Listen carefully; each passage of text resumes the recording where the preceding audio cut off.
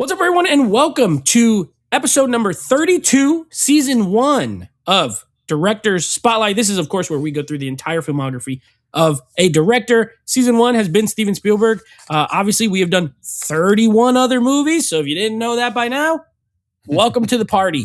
I'm your host, Nate. I'm joined, of course, by my co-host, Alex. Hey, what's up? And my other co-host, Evan. How's it going? And today we're going back to 2018. I can't believe this movie came out 8 years ago, but we're going back to 2018 for a little movie called Ready Player One. This is, of course, a adaptation of a book of the same name, very popular book, Ready Player One. Steven Spielberg directed it, and we're going to be talking about it today. Now, before I get into my numbers, I'm going to ask, we'll go to Alex first because I know he's seen it, but Alex, what's your... did you see this at the theater? Did you watch it at home? What's your experience with this film before this? I didn't see this in the theater. This movie, I waited for it to come out physical media before it came out. Okay, so you watched it at home? Yeah, I watched it at home. Yeah. Okay. How many times have you seen it? This one is my third time. Okay. And there's a reason why. There's a reason why. I think once watching it now, I went, oh, I see why. This is my third time watching this movie. Okay. Yeah. Interesting. A little foreshadowing for everybody. Evan, I know you haven't seen it more than Close Encounters, but what is your experience with this film? I waited for it to come to like cheap digital, like on iTunes, hey, it's $4.99. So I bought it, and then I've seen it a couple of times by myself, and then with my son, because it's definitely that kind of movie. So I've seen it like 4 or 5 times now. So okay. All right. I saw this at the theater twice. So I'm the only one, I guess, who saw it at the theater. I went 2 times to see this baby at the theater. Fun fact, now I have not watched this. I know for a fact the last time I watched this was like 2019. Because I saw it at the theater in 2018 twice. I bought it when it came out on 4K. I watched it that year, like when it came out, 2019. 2019. And then I have not watched it since. And it's not necessarily because I didn't like it or anything, but I just, me, well, Alex knows, I don't rewatch usually unless we're doing a show. So like, there's so many other movies I got to get through, and I just haven't had a chance to rewatch it. So this is my 4th time watching it, but this was my number 1 favorite movie of 2018. Back in 2018 when I did my yearly rankings, this was number 1 for me. So it is a movie that I loved at the time, and rewatching it now, we'll see if anything has changed, if I feel any differently. That happens sometimes, so we'll see. But let's get into the numbers here. So again, this came out in 2018. The budget for this, $175 million. This got to be the highest budget to this point. I don't think I've said 175 for any of these movies. So 175, however, definitely made its money back. Plus $607.9 million box office. So this was profitable. It was a success. It did well. Warner Brothers was, I'm sure, perfectly fine with the results. Critically, 71% on Rotten Tomatoes. Audience score, 77%. So well-liked. Most people gave it good reviews. Yeah. It did get 1 Academy Award nomination for visual effects. It did not win, but it got 1 nomination. So even this movie, a popcorn, most of it's animated pretty much movie, did get an Academy Award nomination. Now, there was some good fun facts here. So let's get into the fun facts. So Warner Brothers bought the film rights for producers Dan Farah and Donald DeLine in June of 2010, 1 year before the book was even published. Ernest Cline, he is the author of the book, was set to write the script for the film, which DeLine and Farah would produce. Now, Eric Eason rewrote Cline's script, and then Zach Penn was hired to rewrite the previous drafts by Cline and Eason, who became uncredited for the final draft, along with Village Roadshow Pictures coming aboard to produce. Now, it's funny because Cline does have a writing credit, I think, ultimately, when you're watching the movie. It does come up as story by or adapted by, whatever, and then screenplay. Yeah. He did get a screenplay credit. Now, Warner Brothers attempted to convince Christopher Nolan to direct this movie as his next project after Interstellar in 2014. However, he declined. Afterward, the studio made a short list of potential directors, which included Robert Zemeckis, Edgar Wright, Matthew Vaughn, and Peter Jackson. A directorial offer was also sent to Josh Trank. Thank God he didn't take it. Josh Trank, who turned it down twice. Good for us. Steven Spielberg finally signed on to direct and produce the film, with Christy McCusker also producing, along with DeLine and Farah. So, quite a list, except for Josh Trank, Edgar Wright, great. Matthew Vaughn, great. Peter Jackson, Robert Zemeckis, Christopher Nolan. I mean, they were going after top directors for this film. Ultimately got one of the top directors with Spielberg. Now, in October of 2019, Dr. Sleep director Mike Flanagan revealed that Jack Nicholson, who portrayed Jack Torrance in The Shining, was approached to appear in the film during that Shining segment. However, he declined because he's retired. He no longer is acting and he wanted to keep his retirement. So he said, thanks, but no thanks. I'm not going to be in your movie. And the last one. On June 9th, 2016, John Williams was initially going to compose the film's score. However, in July of 2017, Williams left the project in favor of scoring Steven Spielberg's The Post.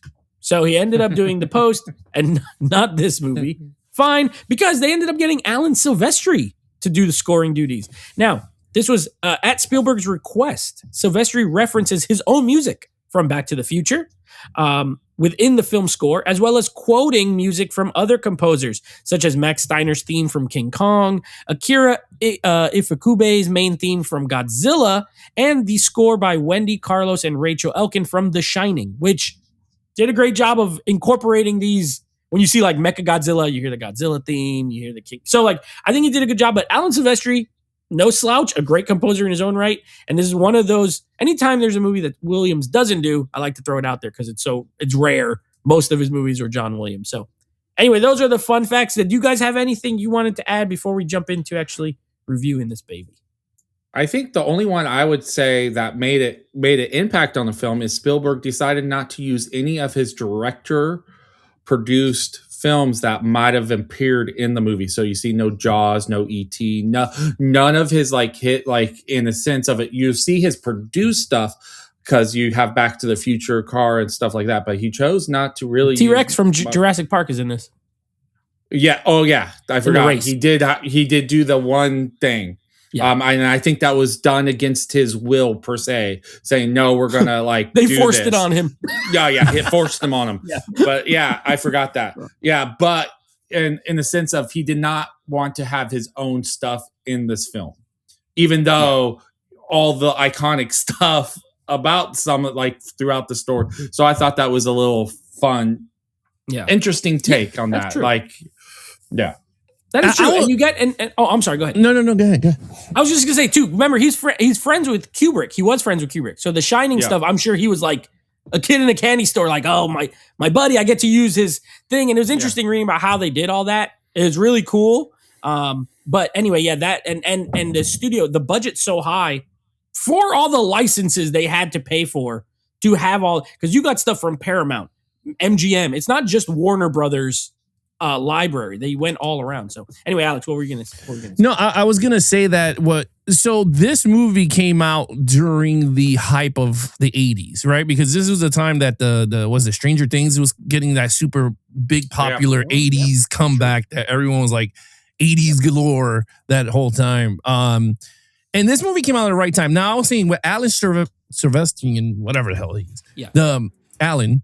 Yeah. The reason why I think it worked for this movie is because he is an 80s composer. When you think of the 80s movies, you think of John Williams, but John Williams is not an 80s dude. Like, he has like significant iconic movies. Alvin Silvestri, that dude has like tons of 80s movies, like iconic movies that he scored. So for me, I was like, you know what? It does work with him behind, because this movie was all 80s. And the only kickback I will say is that I wish that they did was during the scene that he figures out that he has to drive backwards with the DeLorean. I think that is the sequence they should have used the Back to the Future music, the buildup that they used in the movie. The dun, dun, dun, dun, dun, dun, dun, dun, dun, and then you hear the car screaming and then he's driving backwards.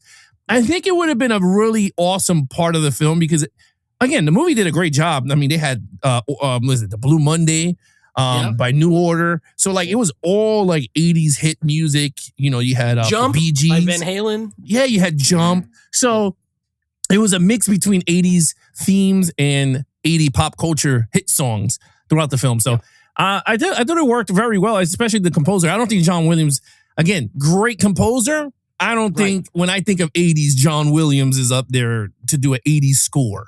I think it's a great pivot. I agree with you. It is. I think It's a great Silvestri pivot. is like the right guy. Him or Bill Conti, because that's another 80s dude, right? Yeah.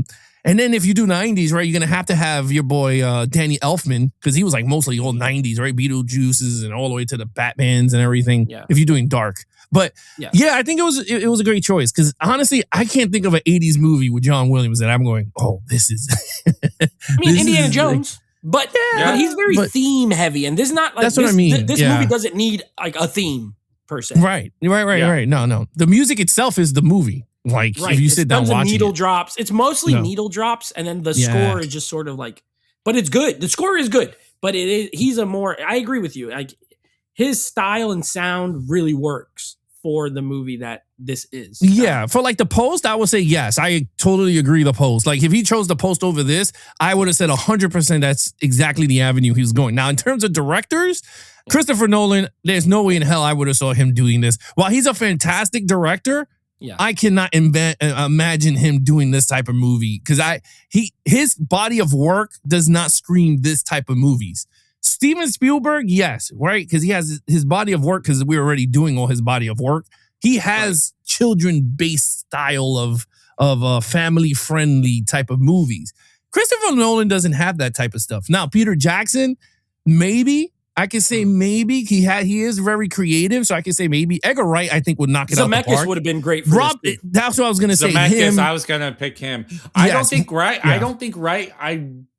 I don't know, because he has such a stylized that would definitely make this movie not feel as correct, if that makes sense. So Zemeckis, I think, would, because his style is I think I don't know if you've read the book. I haven't really read the book. I've read a lot about the book, when like comparison, and that fun aspect, where I don't think Edgar Wright, he has a fun aspect in the sense of for adults.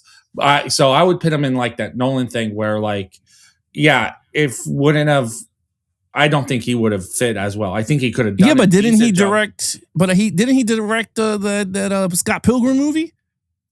Yeah, he did Scott Pilgrim versus the World. Yeah. That's a really, imaginative movie. Like, I think Edgar Wright creatively would be good, but the only reason I like Zemeckis or Spielberg is because they directed in the 80s, and properties are things that they're very more. Edgar Wright, if anything, he's a fan of those movies more than he wasn't making them at the time. Same with Nolan. Maybe the word's like too modern. They might be a little too modern, a little too young even to really nail this particular movie just because of the references. Like Ernest Cline, that book, it came out in 2011. So it does predate even some of the like super 80s nostalgia wave. It was a little bit of a forerunner of it, but it has so many references, and they cut a lot, apparently. Like there's a whole thing about War Games, that movie War Games with Matthew Broderick that got cut out. There was stuff with like Pac-Man and all these certain like arcade games they cut out because he said some of it is very good to read, it's not fun to watch. So like it didn't really work as a movie. But when you have directors who were there and still have the creative juice to do it, that's why I think Zemeckis and Spielberg were probably the two best. But all those guys are great directors. They are, but talented. Yeah, I think Christopher Nolan said a while back that he doesn't do CGI, so that's why I'm like, this movie. He doesn't like CGI. Yeah, so I don't think this movie would have been more practical. So imagine doing a practical version of Ready Player One, which I don't think would work. It would not work. It would not. Yeah, a whole movie that's set in a virtual reality world done practical, it does not work. No, but this might have been like he might have been offered this because of his deal with Warner Brothers at that time. Oh yeah, where he has a first look for some projects, and so this might have fallen under that contract where they went, oh, we had to ask him. Because we forget that that's a lot of deal. Like, because like Die Hard, if I don't know if you know, is actually a sequel to a Frank Sinatra movie that they had to offer the script to Frank Sinatra when he was like in his 70s. Hey, do you want to play John McClane? And they like, Oh He my goes, God. no, I'm too old. He goes, That would have been a "But, different like, movie. Yeah, but just because they have to go and ask these questions because of contracts, and sometimes when you read the fun facts, they just say, "Oh, offer to Frank Sinatra." Well, yeah, the studio was really crossing their fingers. He says no, and if he would have said yes, they probably would have not made it. They went, well, not making this. No. I mean, I totally get it. I mean, at the end of the day, I personally believe this is. Would I enjoy the Christopher Nolan Ready Player One? Maybe not. But from the way he directs movies, I kind of knew he was gonna pass on this. Like, he's not a pop culture type dude. He likes to do his own movies. Original stuff. Yeah, original pieces. Like he doesn't. Zemeckis, I agree with Nate. Zemeckis and Steven Spielberg were the top two choices for me on this. Now, Edgar Wright would be third for me because I think he would have knocked it out the park with some crazy stuff. His style would fit this. Yeah, I think he would kill it, but they made the right pick, in my opinion. Yeah. I think they did make the right pick. I think ultimately Spielberg was the right guy. But question: in you guys' copies of the movie, I didn't. For some reason, I was watching the movie again on my 4K, and the Ecto-1 is not even in it. I remember watching the Ecto-1 in the race. No, Batmobile, Bigfoot, the bike from Akira, DeLorean, obviously. The only like very signature car that they give any moment to besides the three main characters is that the 60s Batmobile when it's leaning on the edge and then H runs it like hits it off with the Bigfoot. But I don't remember the Ecto. I don't remember the Ecto-1 being in it ever. I don't remember either. If it is, it was so fast. But no, I don't. Yeah, I totally thought that was in the movie during the race. Just your hopes and dreams. No. Your hopes and dreams. That's the Alex Perfect version of the race. Has the Ecto-1 driving around in there. All right, let's review the movie. I'm excited to talk about it and get everyone's opinion. Who's going to go first this week? Let's go ahead and go with Evan. You know what, Evan? Let's get your thoughts on this film first. What do you now in 2026 rewatching think of Ready Player One? It is in there? You saw it in there? So the car is not in there because they said they couldn't get the rights to the car. But what they did allow them to do is on his DeLorean, it says Ecto-88 on his DeLorean license plate. So you have the Knight Rider on the dashboard. If you look at it real close, he has the Knight Rider lights. And then he has spotlight sound effects there. And then he has the Ecto-88 license plate on his so they couldn't get the car itself. Yeah. But they have it there. Because I was like, man, that car would not last a race. I think it's so heavy. No, it would not. It's not known for its great speed. No. You know, but okay, well, there you go. There's some more. This is the movie with the most references of all time, by the way. Pretty much. Evan, what do you think? So I missed it in the theater, and I kind of missed it when it came out because I just had my second child, and so around that time I've totally it slipped by me. So and it was finally when I saw it, I was like, I had no clue Steven Spielberg directed. That's how crazy my life was at this moment. So it was, I put it on, had no reference, never heard of the book, didn't know anything. So I remember watching it first time and go, oh, that's okay. I was not super impressed. I was it was a spectacle.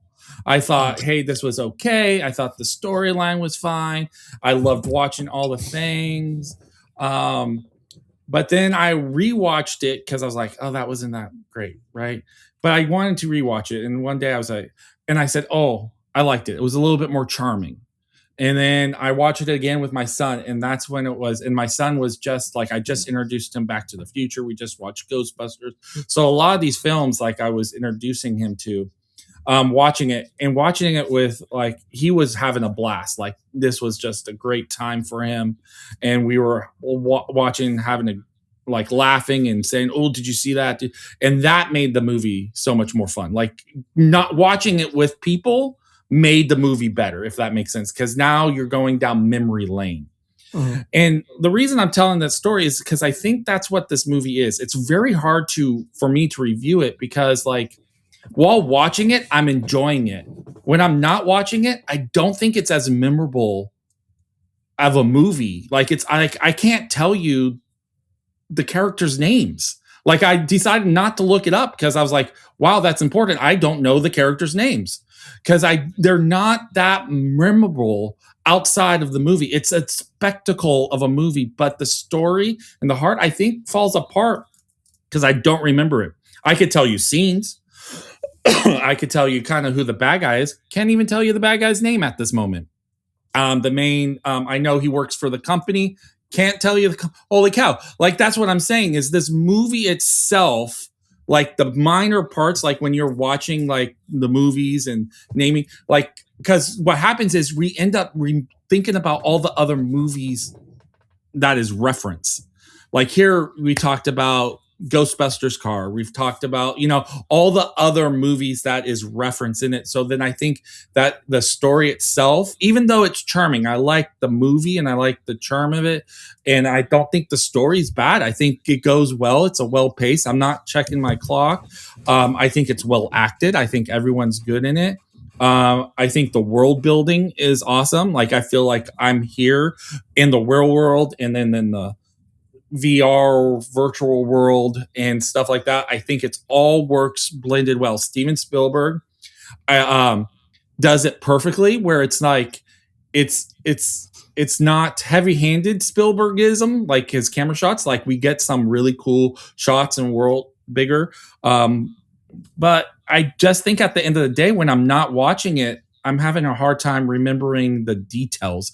In doing this review, I thought that was very interesting because like last night, before this recording, I texted, "Hey, we're doing Ready Player One, right?" Yeah, I just watched it, but I couldn't like bring my thoughts together because I think of it. The only movie I could think of is the last two Avenger movies, the Endgame and stuff, where like you're watching, you're like, oh, a hype and stuff like that.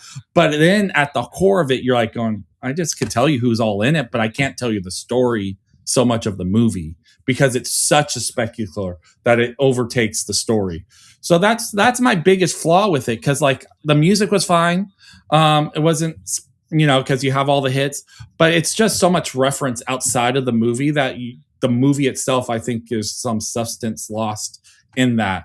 Cause we have, what's his name from BFG and, Mark Bridges spot. Yeah. His character, I mean, doing kind of that.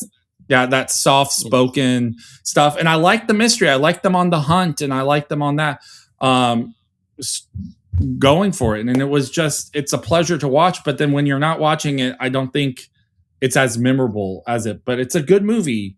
But I'm having a hard time where to rank it and where to rate it and for that fact. Because I'm like, I can't tell you much. It's a hard one for me because I could tell you all the cool things. I love the beginning race and then stuff like that. And I love that, the story of like this big, cyber companies trying to get it and stuff like that. So it just it's a nice way because you have an enemy without having like a truly evil enemy, if that makes sense. So it's not like, hey, look at this guy do evil things to evil people. He's just trying to control, like in this. He did blow up his freaking where they lived. He murdered. Yeah, I mean, he had the girl do it, but he did some killing for sure. He did. I forgot. I'm gonna say I forgot that part right now. He did blow that up. He is evil. Yeah, but it's not like in the sense of like just. He's not that evil. He's just a little bit evil.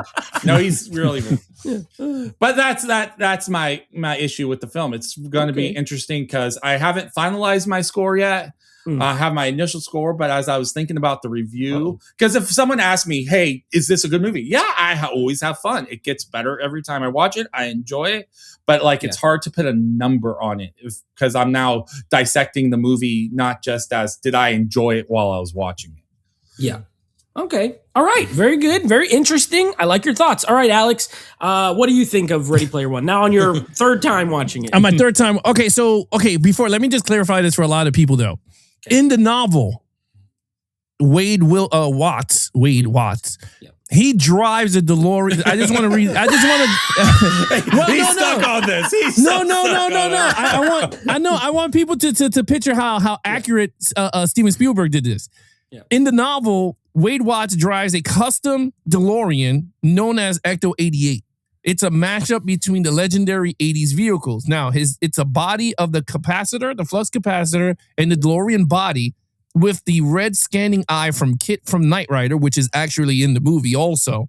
But the doors all have the Ghostbuster logos on it with the personalized license plates that read Ecto-88. In the movie, Steven Spielberg removed all Ghostbusters aspects because of licensing constrictions. Yeah. So it was actually going to look more badass with the it was going to be a mashup of 3 cars. Yeah, in one. But what happened was, I guess the licensing for Ghostbusters didn't go through, so they just did Kit and the DeLorean. So I mean, I guess you not Rider sound effect again. No. All right. So, okay, my problem with so let's go with the pros with Ready Player One. I think the movie, when it goes into the Oasis, I think the movie's fantastic. I think in the virtual reality world, to me, is where the movie is golden, right? The race in the beginning, the shining scene, the dance off in the club. I think all that is great. Even the battle at the end when he's giving his message and then everyone started to come in and out. That's where you got to see all the licenses come into screen. And I thought that was magical. I thought it was great. I thought, to me, that is the highlight of the film, is in the Oasis. My problem with this movie, and the reason why I don't watch it as much, why I do agree with Evan in a lot of stuff, is when they're in the real world, it is boring as fuck. I was like, man, this is boring. I didn't care for it as much. I didn't care for Olivia Cook's character. I was bored, and I didn't get the whole thing that he's trying to get the key and the egg, and they have to do the dynamic between the real world and the virtual world.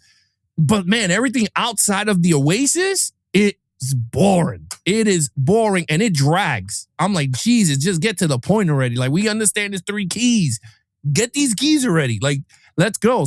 I just felt like that middle part where she takes them, like, they hijacked them after the aunt got blown up, and then they hijack, and then he's like, they're talking. Man, that was boring. I was like, bro, get back into this Oasis. And then she figures it out, and then it goes back, and then I'm like, okay, the night sequence hey, this cool. They get the other key. So I just feel like for me, it's a tale of 2 movies. It's the out of the Oasis is boring as hell, but within the Oasis, I think the movie is really good and it's fun as it is. And what I do agree with Evan, I don't know most of these dudes' names besides H and, Show and, you'd know them because I just watched it. Yeah. But if you would have told me this before I watched it, I would have been like, I don't freaking know. I don't know. There's a dude that puts a goggle on and he's into virtual reality with his friends.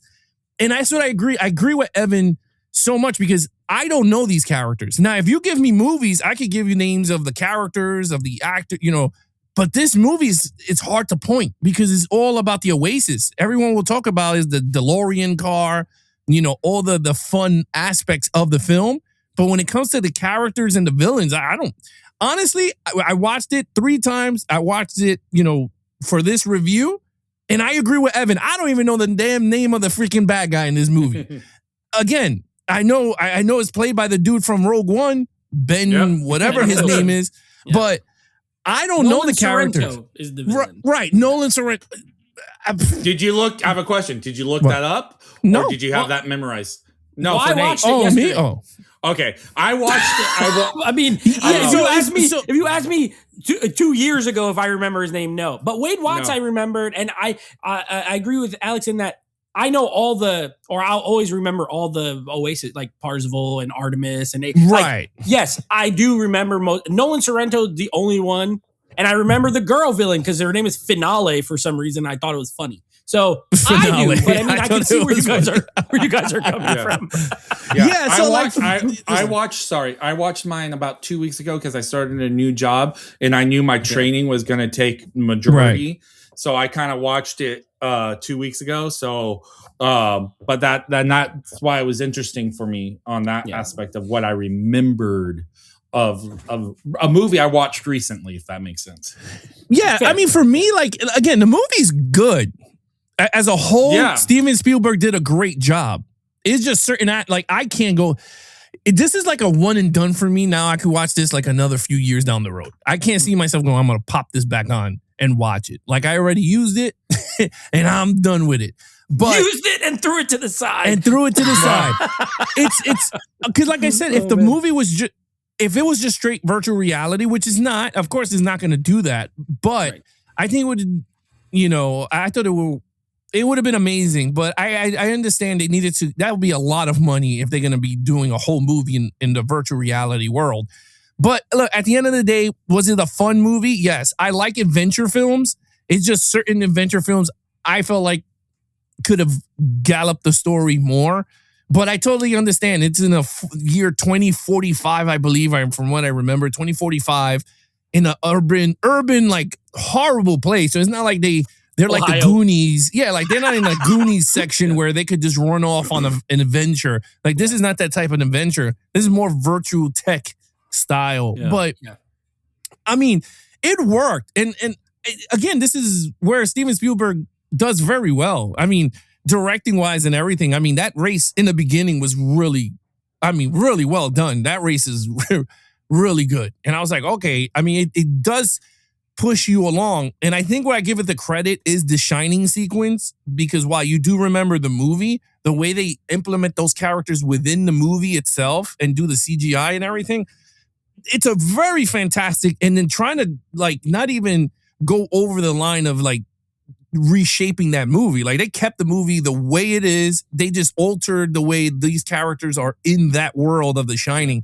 which I think is like genius. Especially, I mean, I screwed up. I watched this damn movie and my daughter was around and she saw the scene with the old lady and she's trying to stab the dude. She went off. She was like, "Ah!" I was like, no. And then I forgot. I was like, don't look. Wait till the next scene. And the next scene, he's in the winter, and the big axe is coming down. And she's like, "Ah!" I was like, Jesus, does this ever end? Does this ever end? I was like, damn. Oh, but and my favorite scene is the Zemeckis cube. When they played the Back to the Future noise, is it and he threw it and it went back in time. I thought that was really genius. But go ahead, Evan. I'm sorry. I have a question about like reference like that. Like, because I showed my son this because this is age appropriate to do that. But now, speaking of The Shining and speaking of that, I don't know now, did I ruin The Shining? Because that moment, he's now going to know what's going to happen when he's old enough to watch The Shining. Not really. Well, I don't think so. Yes, you did ruin it for him. Yeah, right? Because that scary moment, he's going to know that girl is not a safe person. Like, because in the movie, you're like, you don't know that. That reveal. But in the movie, she was hot. And she gets older. So in the Shining video, what are you gonna call it? The Oasis version? It's CGI. But in the actual movie, it's an actual model. Like she's all hot, and then she starts to decay the more he's holding her and stuff. So I don't know. Maybe it might work, it might not. Maybe. But the Zemeckis he's gonna know she's bad though. Yeah, he's gonna know that she's bad. Yeah, unless he remembers Room 237. When we watch movies that reference other movies, and the people, the younger generation sees the movie reference, and then does it ruin the older one? Because I forget what movie I was watching. My son, like, it was like a catchphrase. He goes, "Oh, that's where it was." I was showing him last night Ace Ventura for the very first time. He's like, "Oh, I know all these catchphrases because of memes." So he wasn't laughing as hard. He wasn't, because he knows it all. That's how it works. Anytime you see something that's old, that's, because The Shining, even at this point, that movie was what, like 40 something years old. So it's like, if you have not seen it and he watches it now, he's going to know something bad happens in that room, period. If he remembers this movie. Now, if he doesn't, then, I agree. I mean, it was funny because we went to one party and Angelina's friend does not watch movies at all. Like you could say any line from a movie and it'll go right over his head. So he goes, "Oh, I have to leave because I have to go to John F. Kennedy Boulevard. Like that's where it is." And I went, and I went, "Who the hell is John F. Kennedy?" No one else got that except for me and the other older doctors. They all started laughing. They were like, "Back to the Future." I was like, yeah. And the guy was like, what are you talking about? I was like, oh. It's like, keep going, man. Go, Just leave. Actually, I want to get out of here. What are you doing? Because Angelina was like, why you always do that? I was like, why? I was like, he actually laid it up for me. I was like, that was the right time to use that word. But I agree. At the end of the day, it's a fun movie with some flaws. That's the way I see it. All right. Well, all right. Great reviews. All right. Good thoughts. I like it. For me, get ready because I'm gonna wax poetic about this movie. About this movie. This episode. I'm gonna wax poetic about Ready Player One. Uh-oh. I love this movie. I love this movie.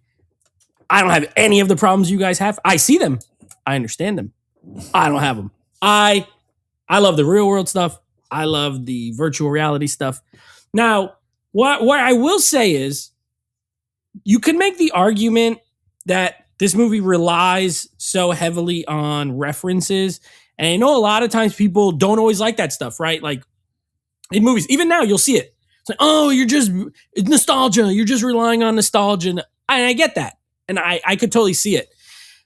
To me, this is probably in film, in my opinion, the best use of using nostalgic properties because it is ingrained in the story itself, right? So I think a lot of times what the issue is you'll have a movie that's about one thing, then you'll just get this random oldness. Hey, remember this? Remember when you liked this? And it has nothing to do with the plot. Whereas in the movie and in the book, Ready Player One, like the plot revolves around this guy, Halliday, the guy who died, loving these things so much that he kind of implemented it all throughout everything he likes.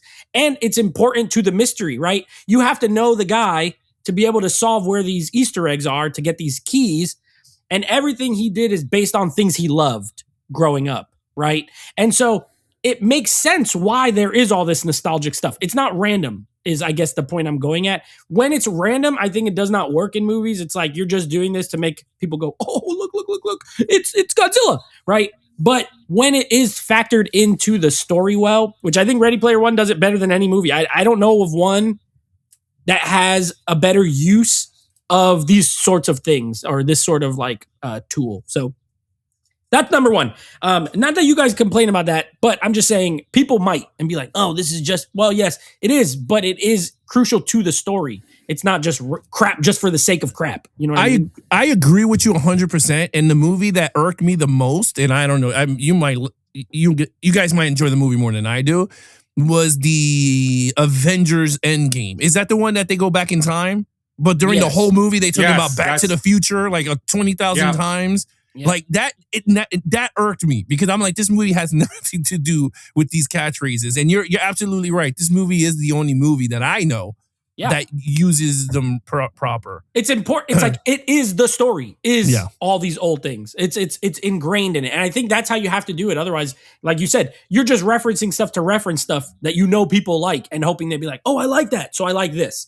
Yeah. Whereas here, people don't even maybe know all of these properties. You know what I mean? Like you got freaking Goro from Mortal Kombat, and then a chest burster jumping out of him. Like those are two totally separate things that have nothing to do with each other, but a kid might know Goro and may not know. I don't even know Gundam. When they did the Gundam thing, I didn't know it. I was like, what the hell is it, Voltron? But the people who love Gundam, they know it, and maybe people have not seen a Mechagodzilla, or maybe they don't know Tracer from Overwatch. You know, she's in here, and Chun-Li and Ryu, and you know, it's like there's something for everyone of every sort of demographic. It's not just all 80s, which I love. I know almost all the every time I saw something like the Ninja Turtles are in this fighting on the mountain, I lost my mind. You got Chucky going around murdering everybody. That was funny. You got Freddy Krueger. You got Jason Voorhees. You like Batman climbing the mountain, the Batmobile, the Bigfoot, even the monster truck. Like that's a very 90s. Bigfoot was like the big one in the 90s. So that's not even an 80s reference, really. I mean, he probably was around, but that was big when in the 90s. So I think it's used well. That's number one. Number two, I love the cast in this. I actually love Olivia Cook. I wish she was in more things. Like she was like Bates Motel, this, and then like some smaller things here and there. House of Dragon. Oh yeah, that is true. Which I don't watch, but she is in there. You're right. Yeah. So, but even that, like this was what 2018 till like it took a while for her to be in something very relevant again. But I like her. I think she's a great actress. She's very cute. I like their storyline, her and Wade. And Ty Sheridan's in this. He's a good young actor. Everything he's in, he's usually really solid. So I like him. Nolan Sorrento, the villain. Ben Mendelsohn, great actor. He's good in this. Again, he's annoying. You really don't like the guy. I love the scene where they're talking in the office and he is like, he offers him all the money. And then he doesn't know these pop culture references, so he has the people in the ear. Yeah. Like, no, that's from Ferris Bueller. And I love that scene. He's like, you think I don't know, but I know. It's like, no, you don't. You're a turd. Shut up. I love that scene. Like, all those things work. Or I'm going to 1,000,000% agree with Alex is the freaking, and I thought this is the thing that I was worried about not holding up, and I was wrong. The OASIS stuff is so fun. It looks, I think they did a good job to not make it look too realistic, right? Yeah. Because it's a video game. At the end of the day, you're watching a video game. And so while the effects are great and it looks great, it doesn't look like photorealistic, which works because now I don't think it's aged poorly. I was worried like, oh, it might not age. Nope. It is a video game. So it looks like how these people would look in a game. The race, I still get hyped every time I see that race scene. Mm-hmm. It's so good. And there's no music. I love that there's no music under it. It's just the cars.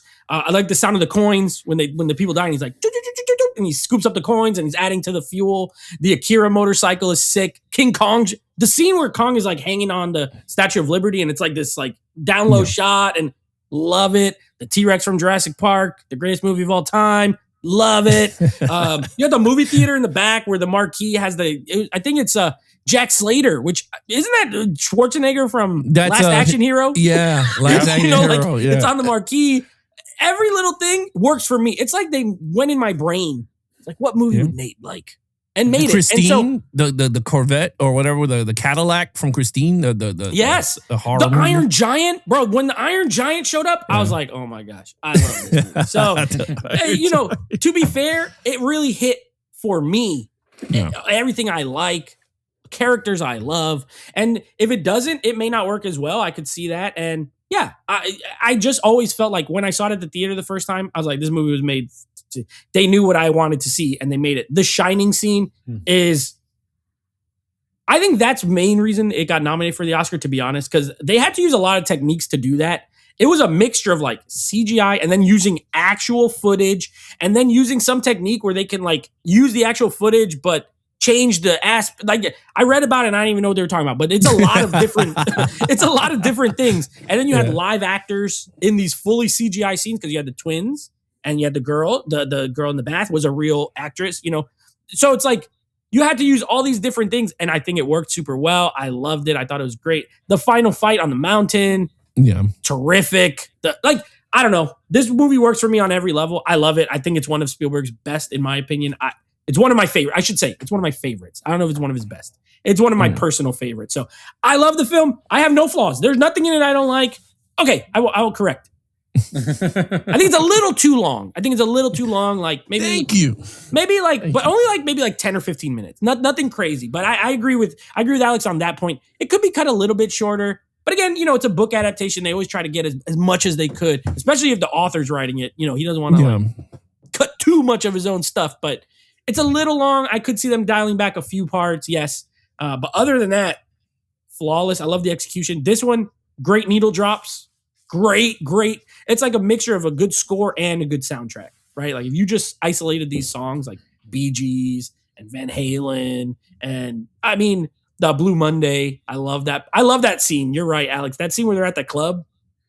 Yeah. It's great. And when she's like going on him, he has that suit that he could like feel it. He's like, oh shoot. He drops the controller. Yeah. I love that part. So I don't know. There's a lot in it that I personally love. I could see it now working I could see younger people even being like, I don't even know what half of this stuff is. Right.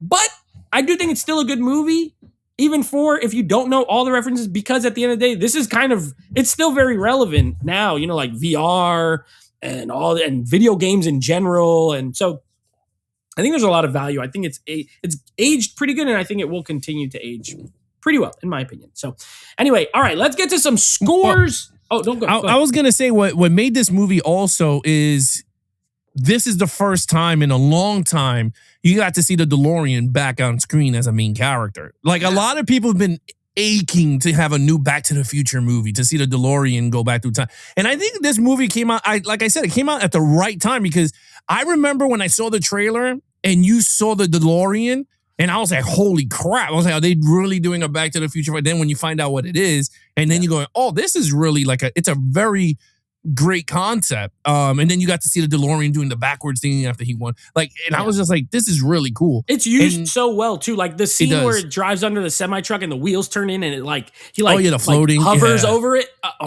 Awesome. Like very clever. And one thing I did like about the camera sequences in the race, I don't know how they did it. I know it's computer animated, but when they did it, the scene that he's on the bridge and you see it from a far distance and he's going through all the, like he's driving through, and I'm like, this is really shot like an actual movie. Like it's really cool. He's going through all the iconic stuff. And again, the DeLorean's a perfect car. I want Spielberg to do more animated, because we saw it in Tintin in the sense of how he could move the camera. The camera, he takes that camera like shots for animated and says, what creative way can I still move this but make it feel like a movie? Where I don't think we get a lot of that in animated films, because if you watch a lot of animated films, you don't get to see as creative shots that we've now seen twice with Spielberg and how he moves the camera with animated or CGI, whatever you want to say, shots. Well, if you saw the scene in the race, I swear to God, he emulated a lot of the Robert Zemeckis camera shots from Back to the Future when he's driving. Like you see the certain camera angles. I was like, oh man, if you put Marty behind the seat, like it looked like an actual, like he shot it like the Back to the Future. But anyway, that sequence is it's phenomenal. Even like I said, the shot of Kong, the way the T-Rex comes out, where like it almost looks like it gets dark, and he like comes around the corner and then just starts like eating the cars. And I love when he learns that he has to go backwards. The way it looks from underneath, where you can see all the race going around that was cool. Top. Yeah, and then you see Kong see him, but he doesn't know how to get to him. He's like, what? He's under there. I don't know. I think it's phenomenal. So ton of fun. I enjoyed the movie. I love the movie actually. So Evan, what is your score? What did you end up? I ended up with a 7, not an 8, because they had no Ghostbuster car. So in solidarity with Alex, you lowered a point. No, I ended up with a 7 just because because of what I was saying. But it's like I say, it's a solid film. It's a good film. So it's a 7. I think I match, I would match the audience. I would go with a 77%. That's where I would hand it off. I think I would do that. Okay, so 7 out of 10 from Evan. Alex, what do you got on this one? I will say this. I wish the car did go 80 miles per hour. Or like, what would happen in the movie if the car went like 88? You know what I mean? Like if it did like a special... Well, you have to keep it at 87, otherwise he'd time travel out of the race. Well, not even time travel. Like maybe it did like some type of boost or something. Like that came in handy. But anyway, for myself... I gave it a 7 out of a 10. I agree with Evan on this, not due to Ghostbuster stuff, but no. In reality, I just felt like it was a little bit too lengthy, and I enjoyed more stuff in the OASIS than out of the OASIS. But at the end of the day, it was like a solid story, and I would watch a part 2. I know there's more books on this stuff, so I'm surprised they didn't greenlight a sequel. There's a sequel to this. Yeah, there is a sequel, but. I'm just happy that this was above a 5 for you, my friend. Oh, I am happy. So I would have lost my mind. He was about to say like 4. I'd be like, mute yourself. No. Okay, so 7. Yeah, I'm a 10 out of 10. I love this movie. I ranked it as a 10 when I saw it. Watching it now, this many years later, I just get the same exact feeling when I'm watching it. I'm just like, yes, I love this. This is my favorite thing. This is my favorite thing, and I love that, and I love this, and I have fun. So it's a 10 out of 10 for me. One of the few Spielberg 10 out of 10s. Where it'll rank, I don't know. Not in the top 3 for me, but it's definitely high for me. I love this movie. The book sequel sounds more fun than the first one. Ooh, what's it so called? This is Ready what Player 2? It's called Ready Player One, the sequel. but it's called. The setup is days after winning James Holliday's contest, Wade Watts discovers a revolutionary technological breakthrough left behind by the late billionaire. This new technology pushes the OASIS into an immersive next level experience and saddles Wade with an impossible new quest and dangerous, twisted new enemies. So they need to make this, because honestly, if you could tell me if he could upgrade it, and imagine like we were talking about the way it looked, and now he could upgrade the graphics and it looks more a little bit better looking. The characters look better. My only problem is getting the licensing again for all the new villains and everything. The budget for now in 2026 or 2027, whenever, it would be like $250 million, honestly. If it was 175 10 years ago almost, it would be even higher. Unless they, when they did the original film, they signed the licensing deal for the sequel too. Oh, that's true. Yeah, unless they did that. That's true. So, yeah, I don't know. And, I just remember, like, the story. I love the storyline, too, because it's almost like Willy Wonka, right? Like, young kid winning this thing, this big prize. And so it has, like, the elements of, you could like, almost like childhood wish fulfillment. Like, I play video games, some teenager. I play games. Imagine if there was a game where I could win a $1 trillion company if I do this XYZ. So that's always fun, that sort of childhood wish fulfillment story. I think this movie does it well with adding some actual danger, because you got this guy Sorrento out here blowing people's aunts and uncles up and murdering them. Uncles. Yeah. So, all right. So that is Ready Player One, a fun movie. Let us know in the comments if you like this movie, or if you agree with me. Do you love it, or do you agree with Alex and Evan? Do you just like it, or do you disagree with all of us and you hate this movie? I also want to know that. Let us know in the comments. Of course, give the thumbs up to the video. It helps it out. If you're not already, please consider subscribing to the channel. We got 4 more episodes total of Director's Spotlight. The next episode, guys, this one, I don't think Alex has seen this one, if I remember correctly. We're going a couple years forward, and we're going to be watching a musical called West Side Story. This is I don't want to say it's a remake, but it's a new adaptation. It's a Broadway show. So this is just a Spielberg's version of that show. And I already know a fun fact in my head. I got to make sure I write it down. I'm going to talk about it when we do the movie. But West Side Story is going to be the next movie. And then we just have 2 more after that. And then we'll do our rankings and let you guys know where we think all these movies fall in this filmography. So thank you for joining us again. Leave us a comment. Be awesome to each other and geek out.